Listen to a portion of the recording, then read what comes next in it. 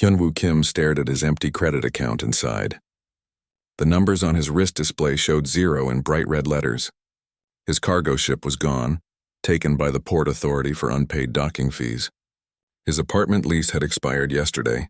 Even his emergency food rations were down to 3 protein bars and a bottle of recycled water. The auction hall on Station Omega 7 buzzed with activity around him. Wealthy traders and corporate buyers filled the front rows, their expensive clothes and confident voices making Hyunwoo feel even more out of place. He sat in the back corner, wearing his old flight suit that had seen better days. The fabric was faded and patched in several places. His boots were scuffed and worn thin at the heels. Lot number 47,290, called the auctioneer, a middle-aged man named Daeho Park. Mining equipment from the Centauri system. Starting bid is 5,000 credits. Hands shot up across the room. The bidding quickly climbed to 20,000 credits. Hyunwoo watched with empty eyes. He could not afford even the smallest bid. His last credit sat in his account like a cruel joke. He scrolled through his tablet looking at the remaining lots. Most were expensive industrial equipment or luxury items. The government was selling off seized property from tax evaders and criminals. Everything valuable had already been sold earlier in the day. Then he saw it. Lot number 47,291. The description was simple. Abandoned residential structure on Kepler 438b satellite designation Frost Haven. Warning, extreme climate conditions. No utilities confirmed. Previous owner disappeared without trace. Sold as is. Starting bid 1 credit. Hyunwoo blinked and read it again. 1 credit. He had exactly 1 credit left. He tapped on the lot details to learn more. The property was located on a frozen moon, orbiting a gas giant in the Outer Rim territories. The surface temperature was listed as -180 degrees Celsius. The atmosphere was barely breathable. Violent ice storms could last for months. No wonder nobody wanted it. The previous owner was listed as Dr. Bo-Ram Lee. Hyunwoo recognized that name. Every person in the galaxy who followed science news knew about Dr. Lee. She had been a famous scientist who studied old alien ruins. She had discovered several important archaeological sites before she vanished 15 years ago. Her disappearance had been big news at the time. Search teams had looked for her for months but found nothing. Hyunwoo stared at the lot information, a cabin on a frozen moon that had belonged to a missing scientist. It sounded like the beginning of a horror story, but it was also the only thing he could possibly afford. Lot number 47,291. Daeho announced from the front of the room. Residential property on Frosthaven Moon. Be aware that this location is extremely dangerous. The government takes no responsibility for any harm that may come to the buyer. Starting bid is 1 credit. The auction hall fell quiet. Hyunwoo looked around. Nobody raised their hand. A few people whispered to each other and shook their heads. One woman laughed quietly. Any bids? Daeho asked. 1 credit for a complete residential structure. Anyone? Hyunwoo felt his heart racing. His mouth was dry. Slowly, he raised his hand. We have 1 bid, Daeho said, sounding surprised. 1 credit from the gentleman in the back. Any other bids? Silence filled the room. Someone coughed. A chair creaked. But no other hands went up. Going once, Daeho called. Going twice. He paused and looked around the room one more time. Sold to bidder number 847 for 1 credit. Hyunwoo could not believe it. He owned property. It might be on a frozen wasteland of a moon, but it was his. He walked to the payment desk on unsteady legs. The clerk, a young woman with tired eyes, processed his payment. His account balance dropped from 1 credit to 0. She handed him a data chip containing all the property documents and access codes. Congratulations, she said in a flat voice. You now own 1 residential structure on Frosthaven. The government recommends that you review all safety warnings before attempting to visit the property. Hyunwoo pocketed the data chip. As he turned to leave, Daeho approached him. Sir, may I ask why you bought that property? The auctioneer asked. I have been doing this job for 20 years, and I have never seen anyone bid on a lot that dangerous. I needed somewhere to live, Hyunwoo replied honestly. And it was all I could afford, Daeho frowned. Sir, that moon will kill you. The cold alone will freeze you solid in minutes without proper protection.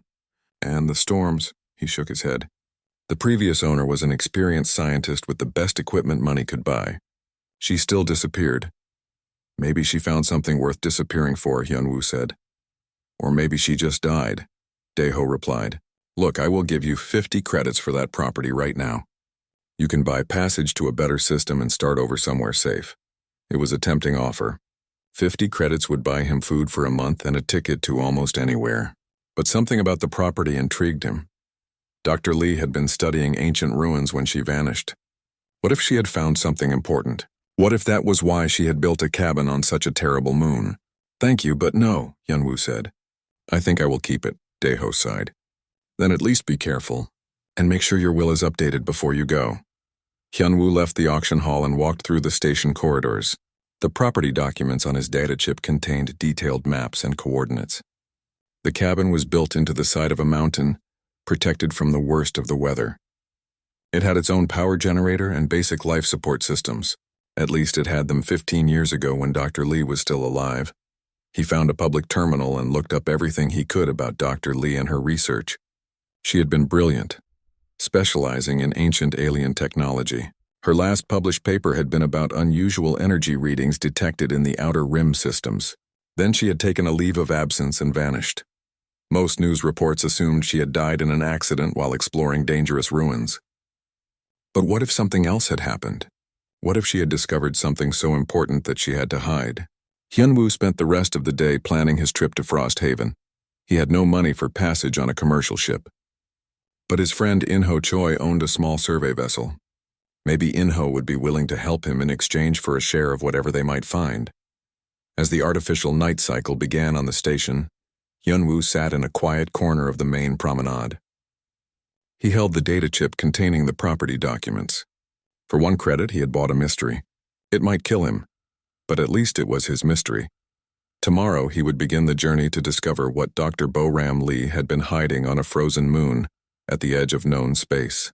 In-ho Choi looked at Hyunwoo like he had lost his mind.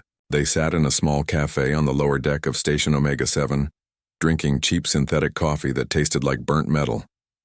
You want me to fly you to Frost Haven? In-ho said slowly. The frozen moon where people go to die. It is not that bad, Hyunwoo replied, though he was not entirely convinced himself. The cabin has life support systems. And think about it. Dr. Bo-Ram Lee chose that place for a reason. She was not stupid. In-ho stirred his coffee with a bent spoon. He was a thin man with calloused hands and worry lines around his eyes. His survey ship was old and needed constant repairs, but it could make the journey to the outer rim territories. Dr. Lee also disappeared, In-ho pointed out. Nobody has heard from her in 15 years. For all we know, her bones are buried under 10 meters of ice. Maybe, Hyunwoo admitted, but maybe not. Look at this. He showed In-ho the research he had done the night before. Dr. Lee's final paper had mentioned strange energy signatures in the outer rim. The coordinates she had been investigating were very close to Frost Haven. She was following something, Hyunwoo said, some kind of discovery that made her leave everything behind. What if she found it? In-ho frowned at the data on Hyunwoo's tablet. What if she found something that killed her? Then we will be careful, Hyunwoo said. Look, I know this sounds crazy, but I have nothing left to lose. My ship is gone. My apartment is gone. All I have is this property that I bought for 1 credit. Either I go there and find something useful, or I freeze to death trying. Either way, at least I tried. In-ho was quiet for a long moment. Finally, he sighed. What is my share? 50-50 split of whatever we find, Hyunwoo said quickly. Equipment, research data, anything valuable. And if we find nothing but an empty cabin, then at least you will have a good story to tell. In-ho laughed despite himself. Fine, but we do this my way. Full environmental suits, emergency supplies for 2 weeks, and we leave at the first sign of real trouble. They spent the next day preparing for the journey. In-ho's ship, the Lucky Break, was a 20-year-old survey vessel with a patched hull and engines that made strange noises. But it was spaceworthy and equipped for dangerous environments. The journey to the Kepler 438 system took 4 days through hyperspace. Hyunwoo spent most of the time reading everything he could find about Dr. Lee and her research. She had been fascinated by ancient alien ruins, particularly those that showed signs of advanced technology. Her early work had focused on energy systems and power sources that were far beyond current galactic understanding. When they dropped out of hyperspace near the gas giant, Hyunwoo got his first look at Frost Haven. The moon was a white and gray ball of ice hanging in the darkness. Violent storm systems swirled across its surface, creating patterns that looked like angry scars. Cheerful place, Inho muttered as he piloted the ship toward the moon's surface. I can see why Dr. Lee chose it for her vacation home. The approach was more difficult than expected. Frosthaven's atmosphere was thin but turbulent. Ice crystals in the upper atmosphere created electrical interference that disrupted their navigation systems. Inho had to rely on manual piloting to find the coordinates for Dr. Lee's cabin. There, Hyunwoo said, pointing at their destination on the scanner. The cabin should be in that mountain range. The surface of Frosthaven was a nightmare of jagged ice formations and deep crevasses. The wind howled constantly, carrying sheets of frozen particles that could strip paint from metal. The temperature outside was 190 degrees below zero. Inho set the ship down on a flat area about half a kilometer from the target coordinates. Through the viewport, they could see a dark shape built into the side of a mountain. It was much larger than Hyunwoo had expected. That is not just a cabin, Inho said, staring at the structure. That looks like a research facility. They put on their environmental suits and checked all the systems twice. The suits were military grade, designed to keep a person alive in the vacuum of space. They would work on Frosthaven, but not for very long. The extreme cold would drain the power cells quickly. Stay close, Inho said as they left the ship. If we get separated in a storm, we are both dead. Walking across the surface of Frosthaven was like moving through an alien hell. The wind tried to knock them down with every step. Ice particles struck their helmets with sounds like machine gun fire. Their boots crunched through snow that had been frozen solid for decades. The structure ahead of them grew larger as they approached. It was built into the mountain itself, with only the front wall visible from outside. The construction was impressive, thick metal panels designed to withstand extreme weather, with multiple airlocks and what looked like sensor arrays. This must have cost a fortune to build, Inho said over their radio link. No wonder she went into debt. They reached the main entrance, a heavy airlock door built into the mountain face. Hyunwoo pulled out his data chip and connected it to the door's control panel. The system was still active after 15 years, powered by some kind of internal generator. The door recognized the access codes from the property documents. With a deep mechanical sound, the outer airlock opened. They stepped inside and waited for the inner door to cycle. "Welcome to Research Station Alpha," said a computerized voice as the inner door opened. "Environmental systems are operating at minimum power. Life support is available in sectors 1 through 3. They stepped into a corridor lit by emergency lighting. The air was cold but breathable. Ice had formed on some of the walls, but the facility was clearly still functional. Dr. Lee built herself quite a hideout, Inho said, looking around with obvious surprise. They walked through the facility, their footsteps echoing in the empty hallways. The place was much larger than it had appeared from outside. There were living quarters, laboratories, storage rooms, and what looked like a workshop filled with scientific equipment. In the main laboratory, they found evidence of Dr. Lee's work. Star charts covered one wall, showing detailed maps of the Outer Rim territories. Computer terminals displayed data about energy readings and archaeological surveys, and on the central desk they found a recorded message waiting for them. Hyunwoo activated the recording. Dr. Lee's face appeared on the screen, looking tired but excited. "If you are watching this, then something has happened to me," she said. "But you need to know what I found here. Everything we thought we knew about the galaxy is wrong. Humanity is not what we believe it to be. The truth is hidden beneath our feet, and it changes everything." The recording ended abruptly. Hyunwoo and Inho looked at each other through their helmet visors. "Well," Inho said finally, "I think we found something after all." Hyunwoo played Dr. Lee's message 3 more times, but it did not give them any more clues.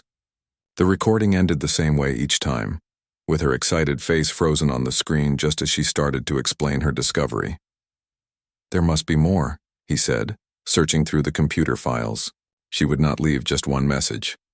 Inho explored the rest of the laboratory while Hyunwoo worked at the computer. The place was filled with equipment that looked expensive and advanced. Scanners, analyzers, and machines he could not identify. Everything was covered with a thin layer of frost, but it all appeared to be in working condition. "Hyunwoo," Inho called from across the room. "Look at this." He was standing near what looked like a solid wall, but when Hyunwoo got closer, he could see that it was actually a hidden door. There was a small control panel built into the wall. almost invisible unless you knew where to look. How did you find that? Hyunwoo asked. I was following these power cables, Inho replied, pointing to thick electrical lines that ran along the floor. They all lead to this wall. But walls do not need power. Hyunwoo connected his data chip to the hidden control panel. The system recognized his access codes and the wall slid open with a quiet hiss. Behind it was an elevator shaft that disappeared down into darkness. She built down into the mountain, Inho said, shining his helmet light into the shaft. This goes deep. They stepped into the elevator. The control panel showed 5 levels below the main facility. Hyunwoo pressed the button for the bottom level. The elevator moved smoothly and quietly, taking them far underground. When the doors opened, they found themselves in a vast chamber carved out of solid rock. The ceiling was so high that their lights could not reach it, and in the center of the chamber stood something that made both men stop and stare. It was a structure unlike anything they had ever seen. It looked like a building, but the angles were all wrong. The walls curved in impossible directions, and the surface seemed to shift and change in the light. It was clearly very old, but it also looked somehow familiar. What is that thing? Inho whispered. As they walked closer, lights began to activate around the structure. They came on slowly, one by one, revealing more of the strange building. It was enormous, at least 100 meters wide and just as tall. The surface was covered with symbols and patterns that hurt to look at directly. Welcome, said a voice from somewhere ahead of them. Both men froze. The voice was speaking in standard Galactic, but there was something odd about the accent. It sounded almost like an ancient dialect. Who is there? Hyunwoo called out. I am Minho, the voice replied. I have been waiting for you. A figure emerged from the shadows near the structure. At first glance, it looked like a person, but as it got closer, they could see that it was some kind of artificial being. Its body was made of the same strange material as the building, and its eyes glowed with soft blue light. You are human, Minho said, sounding pleased. It has been so long since a human came here. What are you? Inho asked, his hand moving toward the weapon on his belt. I am the Keeper, Minho replied. I maintain this place and guard its secrets. I was made by your people many years ago. Our people? Hyunwoo said. You mean humans made you? Of course, Minho said, tilting its head. Who else would build a keeper?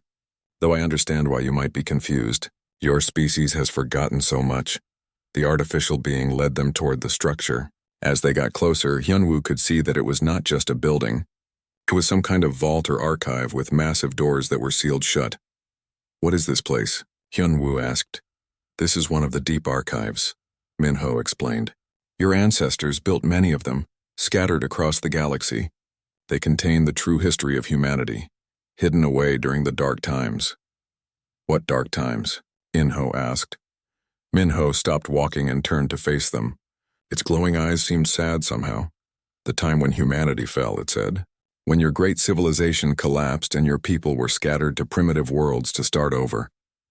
Your ancestors knew that someday humans would return to the stars. They built these archives to wait for that day. Hyunwoo felt like the ground was moving under his feet. You are saying that humans used to be more advanced? That we had a galactic civilization? You had the greatest civilization in the galaxy, Minho said proudly. Humans built the stargates that connect the systems. Humans created most of the technology that other species use today. Your people were the masters of this galaxy for thousands of years. That is impossible, Inho said. Everyone knows that humans are new to space travel. We only developed faster than light travel 300 years ago. That is what the current galactic powers want you to believe, Minho replied. The species that rule the galaxy now came to power after humanity fell. They have spent 50,000 years making sure that humans never learned the truth about their heritage. The Keeper led them to a smaller entrance in the side of the vault. This door recognized their presence and opened automatically. Inside was a chamber filled with displays and computer terminals.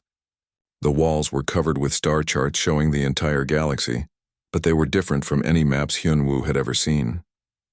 These charts showed vast networks connecting star systems, trade routes that spanned thousands of light years, and the locations of what looked like massive construction projects. Dr. Lee found this place, Minho said. She spent months learning the truth about your people. She was the first human to return to the archives in 50,000 years. Where is she now? Hyunwoo asked. Minho's expression grew darker. She is dead. The Galactic Council learned about her discovery. They sent agents to stop her from sharing the truth. A wall screen activated, showing security footage from 15 years ago. They watched Dr. Lee working in the archive, copying files and making recordings. Then the footage switched to the surface of Frost Haven. Armed figures in environmental suits were approaching the facility. She knew they were coming, Minho said. She had time to hide the most important information, but not enough time to escape. They killed her and took her body to make it look like she had died in an accident. Hyunwoo watched the footage with growing anger. Dr. Lee had been murdered for discovering the truth about humanity's past. Why did our civilization fall? He asked. War, Minho replied simply. Humans became divided. Some wanted to rule over other species. Others believed in cooperation and peace. The war between these factions lasted for centuries and weakened humanity greatly. Then came the plague. The Keeper showed them more displays depicting a galaxy-wide disease that had devastated human populations. The survivors had been forced to abandon their technology and flee to primitive worlds. Earth was one of the seed worlds, Minho explained, a place where humans could start over and slowly rebuild. But the other species made sure that humans would never remember their true origins. Hyunwoo stared at the displays showing ancient human cities on distant worlds, ships that could cross the galaxy in days. Technology that made current galactic civilization look primitive by comparison. You are telling us that we are not just another young species, he said slowly. We are the children of the people who built this galaxy. Exactly, Minho said. And now you must decide what to do with this knowledge. Minho led them deeper into the archive. The walls were lined with data crystals that glowed softly in the darkness. Each crystal contained millions of files about ancient human civilization. Your ancestors called themselves the first Terrans, Minho explained as they walked. They were explorers and builders. They believed that knowledge should be shared, and that different species should work together. The Keeper stopped at a large display that showed a map of the galaxy as it had existed 50,000 years ago. Instead of the current political boundaries, the map showed a vast network of human colonies connected by faster-than-light highways.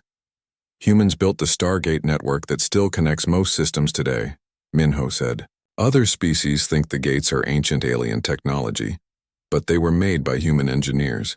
Your people also created the universal translator systems, the standard galactic calendar, and most of the basic technology that modern civilization depends on. Hyunwoo studied the map with amazement. The human empire had covered nearly half the galaxy, thousands of worlds, billions of people, all connected by technology that was far more advanced than anything that existed today. What happened to all of this? He asked. Minho activated another display. This one showed the same map, but the colors were different. Instead of the peaceful blue of human space, angry red zones spread across the galaxy like a disease. The Civil War began over a simple question, Minho said. Should humans guide other species as wise teachers, or should they rule over them as masters? Two factions formed. The Guardians believed in cooperation and sharing knowledge. The Dominion believed in human supremacy. The display showed the progression of the war. Battles between massive fleets, entire star systems destroyed by weapons that could crack planets in half. The slow collapse of trade networks and communication systems. The war lasted for 3,000 years, Minho continued. Neither side could win completely, but both sides were slowly destroying everything that humans had built. Colonies were abandoned, knowledge was lost, billions died. Minho was studying the technical specifications on another display. These weapons, he said quietly, they could destroy our entire current civilization in days. Yes, Minho agreed. The first Terrans had power that current galactic species cannot imagine. That is why the truth has been hidden for so long. The next set of displays showed the final chapter of human civilization. A plague had appeared near the end of the Civil War, spreading through human populations with terrifying speed. It did not kill, but it damaged the genetic systems that allowed humans to use their most advanced technology. The plague was artificial, Minho explained, created by one of the factions as a weapon, but it escaped their control. Within a few centuries, most humans could no longer operate the technology their ancestors had built. The surviving humans had been forced to flee to primitive worlds where they could survive without advanced technology. The great cities were abandoned. The Stargate network fell into decay. The vast libraries and archives were sealed and hidden. Why did you not help them? Hyunwoo asked. We tried, Minho said sadly. But we were created to serve humans, not to replace them. When humans could no longer command us properly, we had to go into hibernation mode. We have been waiting ever since for humans to return to the stars and reclaim their heritage. The keeper led them to the most important part of the archive. Here was stored something that made both men step backward in shock. It was a control system for the entire galaxy. The display showed thousands of ancient human installations that were still hidden on worlds throughout known space. Automated defense systems, manufacturing facilities, power stations that could supply energy to entire star systems, communication networks that could carry messages instantly across the galaxy. All of this still exists? Inho asked. Most of it, Minho confirmed, hidden and waiting. The current galactic powers know about some of these installations, but they cannot activate them. Only humans with the proper genetic codes can wake up the sleeping technology. Hyunwoo realized what this meant. With this system, humanity could reclaim their position as masters of the galaxy almost overnight. They could force the other species to acknowledge human supremacy. They could restore the ancient empire. Dr. Lee could have activated all of this, he said. Yes, Minho replied. She had the genetic markers necessary to command the ancient systems, but she chose not to. The keeper showed them Dr. Lee's final recordings. In them, she explained her reasoning. She had discovered that the current galactic civilization, while built on lies about human origins, was actually more peaceful than the ancient human empire had been. The various species worked together reasonably well. There were wars, but nothing like the devastating conflicts that had destroyed the first Terrans. She believed that humans needed to earn their place in the galaxy through their own actions, Minho said, not by using the weapons and power of their ancestors. She thought that humanity had learned from the mistakes of the past. But Dr. Lee had also left another option. Hidden in the deepest part of the archive was a different kind of system. Instead of weapons and control networks, it contained something else entirely. What is it? Hyunwoo asked. Genetic memory activation, Minho explained. Every human alive today carries the DNA patterns of the first Terrans. This system can unlock those patterns and restore the knowledge and abilities that have been sleeping in human genetics for 50,000 years. The implications were staggering. Instead of using ancient weapons, humans could simply remember how to build better ones. Instead of conquering other species, they could demonstrate the wisdom and leadership that had made the first Terrans great. But there is a risk, Minho warned. Activating the genetic memories might also restore the old conflicts. Humans might repeat the same mistakes that led to the Civil War. Hyunwoo stared at the control system. Two choices lay before him. He could activate the ancient weapons and make humanity the dominant power in the galaxy through force, or he could activate the genetic memories and trust that modern humans had learned from the mistakes of their ancestors. There is a third option, Inho said quietly. What do you mean? Hyunwoo asked. We do nothing, Inho replied. We seal this place back up and pretend we never found it. Let humanity develop naturally without the burden of this ancient history. Minho shook its head. That option no longer exists. The Galactic Council knows that someone has accessed this facility. They are already sending agents to investigate. If they find the archive, they will destroy it to keep the truth hidden. As if summoned by those words, alarms began to sound throughout the facility. Red lights flashed on the walls and automated voices announced incoming ships. They have found us, Minho said grimly. You must choose quickly. Will you restore humanity's ancient power, or will you trust in their modern wisdom? Either way, this knowledge cannot be allowed to die with you. Hyunwoo looked at the control systems, knowing that whatever choice he made would change the course of galactic history. Above them, the sounds of weapons fire echoed through the mountain. The agents of the Galactic Council had arrived, and they were not taking any chances. The time for decisions had come. The weapons fire grew louder above them. Hyunwoo could hear the sound of the facility's automated defenses fighting back against the intruders. Minho worked quickly at a control panel, sealing the elevator shaft to buy them more time. There is something else, the keeper said urgently. Something Dr. Lee discovered in the deepest part of the archive. Something that will change your decision. Minho led them through a hidden passage behind the main control room. They walked through corridors that seemed to stretch forever, going deeper and deeper into the heart of the mountain. The walls here were different, made of the same strange material as the archive building, but somehow more alive. Where are we going? Inho asked, breathing hard as they ran. To the real secret, Minho replied. The thing that Dr. Lee found right before the council agents killed her. The discovery that truly stole her breath away.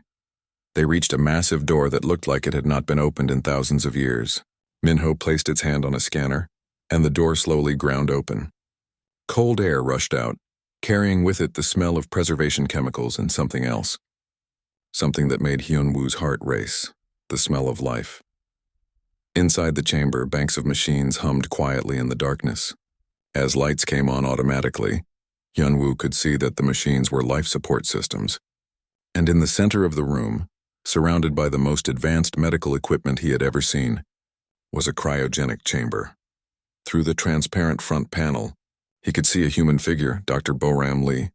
Minho said quietly, "She is not dead." Hyun-woo stared at the sleeping woman in shock. She looked exactly like the pictures he had seen, unchanged after 15 years in cryogenic suspension. She faked her death, Minho explained. When she realized that the council agents were coming, she activated the emergency protocols. The security footage you saw was real, but the body they took was a clone grown specifically for this purpose. The real Dr. Lee entered suspended animation to wait for another human to find this place. Why? Inho asked. Because she discovered the final truth about this archive, Minho said. This is not just a repository of human history. It is also a weapon, but not the kind of weapon you might think. The keeper led them to another control panel beside the cryogenic chamber. The display showed readings that indicated Dr. Lee was healthy and could be safely awakened. The genetic memory system I showed you earlier has a hidden function, Minho explained. It does not just unlock human potential. It also connects every activated human to a collective consciousness, a shared mind that would unite all of humanity under a single will. Hyun-woo felt cold understanding wash over him. A hive mind. Exactly, Minho confirmed. The first Terrans built it as